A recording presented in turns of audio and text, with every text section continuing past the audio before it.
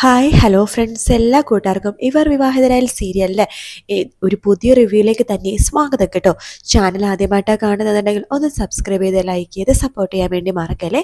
അങ്ങനെ ഇന്ന് നമ്മുടെ മഹാ എപ്പിസോഡാണ്, അതായത് 2 എപ്പിസോഡിൻ്റെ ഒരു മഹാ എപ്പിസോഡായിട്ടാണ് ഇന്ന് ഫുള്ളും കാണിക്കുന്നത്, 8:30 മുതൽ 9:30 വരെ. അപ്പോൾ അതിൻ്റെ എപ്പിസോഡായിട്ട് പറയുന്നത്.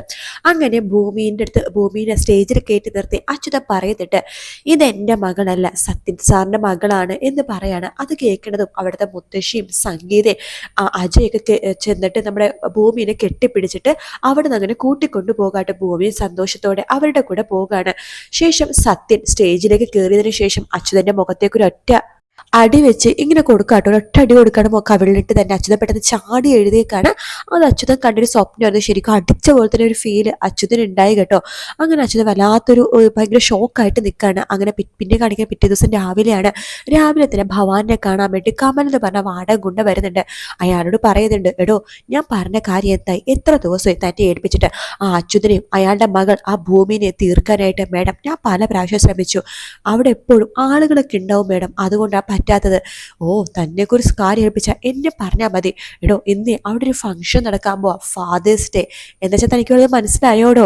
ഇല്ല മേഡം, ഫാദേഴ്സ് ഡേ വെച്ചാൽ അച്ഛൻ്റെ ദിവസം, അതായത് ഭൂമിയുടെ അച്ഛൻ, അതായത് സത്യൻ. അതെ, ഭൂമിനെ ഇന്ന് സത്യനെ ഏൽപ്പിക്കാൻ പോകുന്ന ദിവസമാണെന്നാണ് എനിക്ക് തോന്നുന്നത്.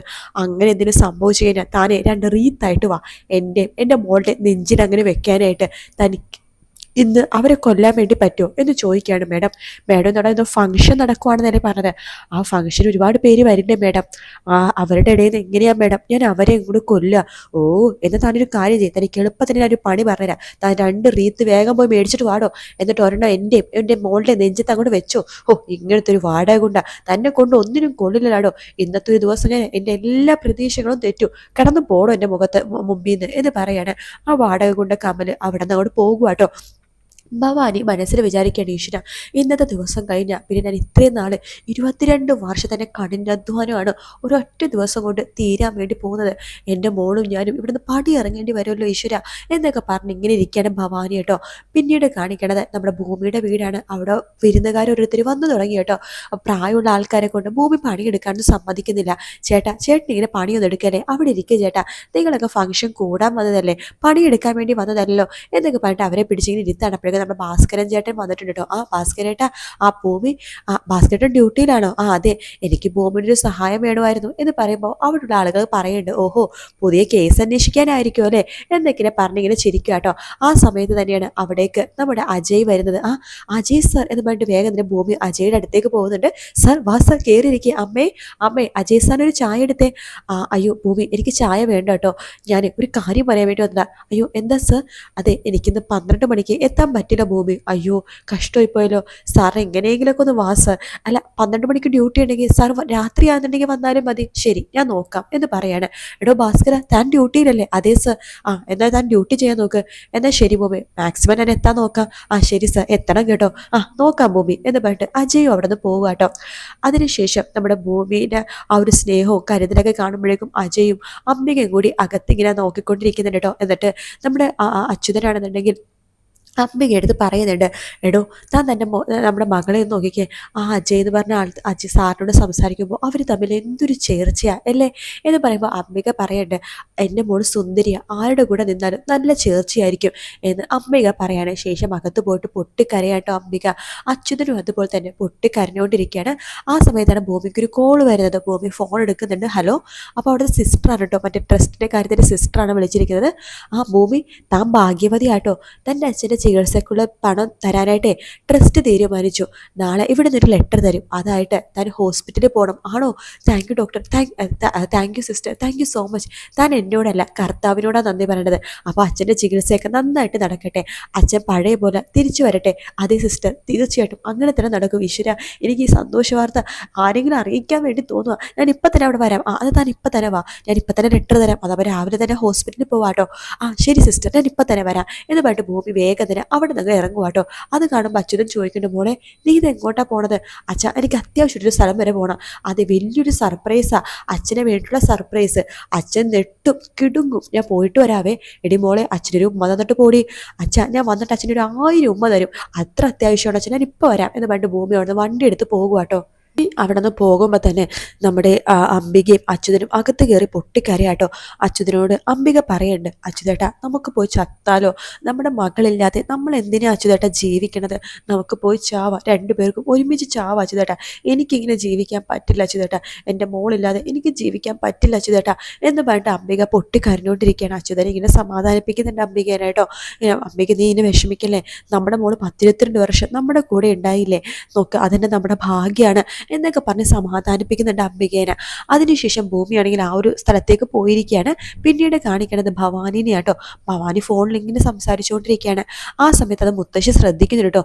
മുത്തശ്ശി സംഗീതത്തെ ചോദിക്കേണ്ടത്, സംഗീതേ ഭവാനി കുറേ നേരമല്ലോ ഫോണിൽ സംസാരിക്കണത്, ആരോടാ? എനിക്കറിയില്ല അമ്മേ, ചിലപ്പോൾ എന്തെങ്കിലും അത്യാവശ്യ കാര്യത്തിന് ആയിരിക്കും എന്നൊക്കെ സംഗീത പറയാണ്.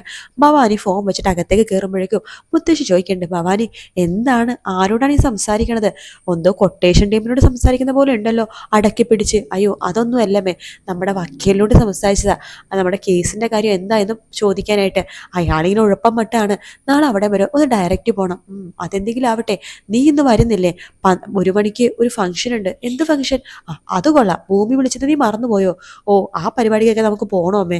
പോണം, ഭൂമി എനിക്ക് എൻ്റെ കൊച്ചുമകളെ പോലെ തന്നെയാണ്, എന്തായാലും ആ പരിപാടിക്ക് പോയേ പറ്റൂ.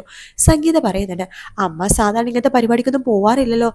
അതെ പോവാറില്ല, പക്ഷെ എന്തോ ഇതിന് പോകണമെന്ന് തോന്നുക. 1 മണിക്കല്ലേ സംഗീത പരിപാടി?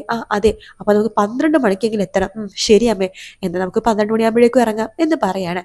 ഭവാനിക്കാണെങ്കിൽ ആകെ ദേഷ്യം വരും കേട്ടോ. ഭവാനി നേരെ മുകളിലേക്ക് പോവാണ്. എന്നിട്ട് അഞ്ജനോട് പറയുന്നുണ്ട്, നിന്നെ മുത്തശ്ശി വിളിക്കുന്നുണ്ട്. എന്നെയോ? എന്തിനാ കിളവി എന്നെ വിളിക്കണത്? അതോ അവളുടെ പരിപാടിക്ക് പോകാനായിരിക്കും, ആ ചായക്കടക്കാരുടെ. ഓ ഈ കിളവിയുടെ ഒരു കാര്യം, ചായക്കടക്കാരുടെ പരിപാടിക്ക് നമ്മൾ എന്തിനാമേ പോണത്? ഓ എനിക്ക് ദേഷ്യം വരുക. അവനാണെങ്കിൽ അജയനാണെങ്കിൽ എന്നോട് ഒരു താല്പര്യവുമില്ല, അവൻ്റെ മനസ്സിൽ അവളാ ആ ഭൂമി എന്ന് അവൻ നിന്നോട് പറഞ്ഞു. എത്ര പ്രാവശ്യം പറഞ്ഞു അമ്മ ഒന്ന് അവനോട് സംസാരിക്കണം. ശരി ഞാൻ സംസാരിക്കാം എന്ന് ഭവാനി പറഞ്ഞ് നിലത്തേക്ക് വരുമ്പോൾ തന്നെ അജയ് അങ്ങോട്ടേക്ക് വരുന്നു കേട്ടോ. അജയ് എനിക്ക് നിന്നോടൊന്ന് സംസാരിക്കണമായിരുന്നു. അയ്യോ ആൻറ്റി ഞാൻ കുറച്ച് തിരക്കിലാണ്, വൈകിട്ട് മതിയോ? ഒരു 5 മിനിറ്റ്? ഓക്കെ, എന്നാൽ നമുക്ക് നീങ്ങി മാറി നിന്ന് സംസാരിക്കാമെന്ന് പറഞ്ഞ് ഭവാനി അജയനെ കൂട്ടിക്കൊണ്ട് കുറച്ച് മാറി നിന്ന് സംസാരിക്കാം കേട്ടോ. അജയ് ചോദിക്കേണ്ട, എന്താ ആൻറ്റി, എന്താ കാര്യം? അല്ല അജയ് ഇപ്പം എവിടെ പോയിട്ട് വരുക? ഞാൻ ഭൂമിയുടെ വീട്ടിൽ. ഓ ആ ചായക്കടക്കാരുടെ വീട്ടിലോ? ആൻറ്റി എന്താ പറഞ്ഞത്? ആൻറ്റിയുടെ മാതിരി തരം താഴ്ത്തുന്ന ആണല്ലോ പറഞ്ഞത്. ചായക്കട നടത്തുന്നത് എന്താ ആൻറ്റി അത്ര കുറച്ചിലായിട്ട് ആൻറ്റിക്ക് തോന്നുന്നുണ്ടോ? അത് നല്ല ജോലിയാണ്, നല്ല ബിസിനസ്, എല്ലാ ജോലിക്കും അതിൻ്റെതായിട്ടുള്ള മതിപ്പുണ്ട് ആൻറ്റി. അവൾ നല്ല രീതിയിൽ തന്നെയാണ് ചായക്കട നടത്തുന്നത്, അവളൊരു കോഫി ഷോപ്പിൻ്റെ ഓണറാണ്. ഓക്കെ അതെന്തെങ്കിലും ആവട്ടെ. അതെ അഞ്ജന ഭയങ്കര ഇറിറ്റേഷനാണ്, അവൾക്ക് ഭൂമിയായിട്ട് അജയ് അടുക്കുന്നതിൽ ഒട്ടും താല്പര്യമില്ല. അതിന് അവളുടെ താല്പര്യത്തിനനുസരിച്ച് ഞാൻ നടക്കുന്ന വല്ല നിർബന്ധമുണ്ടോ ആൻറ്റി? അത് പറയുമ്പോഴേക്കും അല്ല ഭൂമിയും അജയും തമ്മിൽ എന്തോ ബന്ധമുണ്ടെന്ന രീതിയിലാണ് അവൾ പറഞ്ഞത്. അല്ല ഇങ്ങനെയൊക്കെ അയക്കാന് അവൾ ചിലപ്പോൾ സൂയിസൈഡ് അറ്റംപ്റ്റ് എന്തിനും നടത്തിക്കളയും. അജയ്ക്ക് അറിയാലോ അന്ന് അമ്പലത്തിൽ വെച്ച് ചെയ്ത കാര്യങ്ങളൊക്കെ. ആൻറ്റി ഞാൻ ആൻറ്റി അടുത്ത് ഒരു കാര്യം പറയാം, ആൻറ്റിക്കും അല്ല ഈ വീട്ടിലെല്ലാവർക്കും അറിയാവുന്ന ഒരു കാര്യമാണ്, എനിക്ക് ഭൂമി എന്നല്ല അഞ്ജന എന്നല്ല ലോകത്ത് ഒരു പെണ്ണ് വന്നാലും എനിക്ക് അവരെ ഭാര്യയായിട്ട് സ്വീകരിക്കാൻ സാധിക്കില്ല. എൻ്റെ മനസ്സിൽ ഇപ്പോഴും നയന തന്നെയാണ്. ആൻറ്റിക്ക് കാര്യം മനസ്സിലായില്ലേ എന്ന് പറഞ്ഞിട്ട് അജയ് അവിടെ നിന്ന് പോകുക കേട്ടോ. ശേഷം അജയ് നയനെ കുറിച്ച് ആലോചിക്കുകയാണ്. നയന തൻ്റെ അടുത്ത് വരുന്നതും നയന തൻ്റെ ബുക്കുകളൊക്കെ അജയനെ കൊണ്ട് ഉദ്ഘാടനം ചെയ്യിപ്പിക്കുന്നതും അതൊക്കെ ആലോചിച്ച് ഭയങ്കര സന്തോഷത്തിൽ നിൽക്കുകയാണ് അജയ് കേട്ടോ. അതിനുശേഷം പിന്നീട് കാണിക്കുക കമൽ എന്ന് പറഞ്ഞ വാടക കൊണ്ട് തന്നെയാണ് അയാൾ കറക്റ്റായിട്ട് ഭൂമിയുടെ വീട്ടിലേക്ക് എത്തുന്നുണ്ട് കേട്ടോ. ആ ഒരു ഭാഗത്തോടെയാണ് ഒരു എപ്പിസോഡ് തീരുന്നത്. 2ാമത്തെ എപ്പിസോഡ് വന്നിട്ടില്ല, അത് മിക്കവാറും ഉച്ച കഴിയുമായിരിക്കും. എന്തായാലും ഒരു കാര്യം ഉറപ്പാണ്, എല്ലാവരും ചോദിച്ച പോലെ തന്നെ ആ ഒരു മറുപടിയാണ് ഞാനിനി പറയാൻ പോണത്. നമ്മളിതിൻ്റെ റീമേക്ക് ഭാഗത്തിലുണ്ടല്ലോ, ശരിക്കും പറഞ്ഞാൽ അവർ അഭിനയിക്കുന്ന ഒരു സംഭവം ഉണ്ടല്ലോ, അതായത് ഭൂമിയുടെ അച്ഛനും അമ്മയും, അതായത് അച്യുതനും അംബികയും കൂടി ആ നാടകത്തിന് വേണ്ടി റിഹേഴ്സൽ ചെയ്യായിരിക്കും. അപ്പോൾ അതിലൊരു നമ്മുടെ അംബിക കത്തി എടുത്തിങ്ങനെ കുത്തുന്നൊരു ഭാഗമുണ്ട് ആ നാടകത്തിൻ്റെ അവസാന ഭാഗം. ആ ഭാഗത്താണ് ഈ പറയുന്ന വാടക കൊണ്ട് അവിടേക്ക് വരികയും അച്യുതനെ കൊലപ്പെടുത്തുകയും ചെയ്യുന്നത്. ഈ കത്തി ഉപയോഗിച്ചത് അംബികയുടെ കയ്യിലുള്ള കത്തി തട്ടിപ്പറിച്ച് വാങ്ങിച്ചിട്ടാണ് ഈ അച്യുതനെ കൊല്ലണേ കേട്ടോ. ആ കത്തി എൻ്റെ അംബികയുടെ കയ്യിൽ തന്നെ കൊടുക്കുന്നുണ്ട്. നമ്മുടെ അച്യുതൻ മരിച്ചു വീഴുമ്പോൾ അംബികയുടെ കയ്യിൽ ഈ കത്തി ഉണ്ടാകും. പോലീസുകാർ വരുമ്പോൾ അംബിക കത്തിയായിട്ടായിരിക്കും നിൽക്കുന്നുണ്ടാവുക. അപ്പോൾ ഈ പോലീസുകാരെന്ന് പറഞ്ഞാൽ അജയും കൂട്ടരുമാട്ടോ. അപ്പോൾ ഇവർ കാണുമ്പോൾ എന്താണ്, അച്യുതന് ഈ അംബിക കൊന്ന രീതിയിലാണ് കാര്യങ്ങളുടെ കിടപ്പ്. അങ്ങനെ നമ്മുടെ അംബികനെ പോലീസ് അറസ്റ്റ് ചെയ്യുകയും അച്യുതൻ മരിക്കുകയും ചെയ്യുന്ന ഭാഗമാണ് നമ്മൾ 2ാമത്തെ ഭാഗമായിട്ട് കാണാൻ വേണ്ടി പോകുന്നത്. ഉച്ചയ്ക്ക് മുമ്പാണ് വരുന്നതെങ്കിൽ ഞാൻ അപ്ലോഡ് ചെയ്യാം, ഉച്ച കഴിഞ്ഞിട്ടാണ് വരുന്നതെങ്കിൽ ഈ ഒരു ഭാഗം തന്നെയായിരിക്കും കാണിക്കുന്നത് കേട്ടോ. വീഡിയോ ഇഷ്ടപ്പെട്ടാൽ ലൈക്ക് ചെയ്യുക, സബ്സ്ക്രൈബ് ചെയ്യുക, കമൻറ്റ് ചെയ്യുക. മറ്റൊരു വീഡിയോ കാണാം. Take care, bye bye.